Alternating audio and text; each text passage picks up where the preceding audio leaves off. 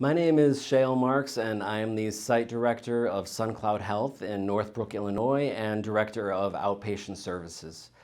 What is the connection between eating disorders and trauma?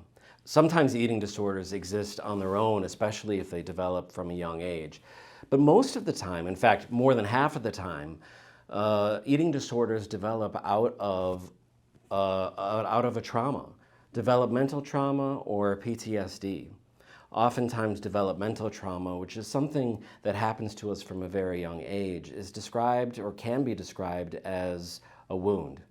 And a trauma is something that shatters our capacity to really be able to navigate through this world because of something that changed how we saw ourselves, changed how we saw the world, changed how we determine what's safe and what isn't safe.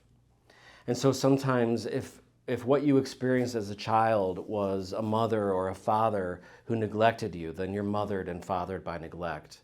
Or if what you had was a parent who mothered or fathered you by absence, then you're mothered and fathered by absence. And if you can't find somebody to abandon you, then we abandon ourselves. And the way that we do that is through these maladaptive behaviors that are comforting from a really young age and eventually end up destroying our lives. And so the thing that's getting us by is also the thing that's destroying us.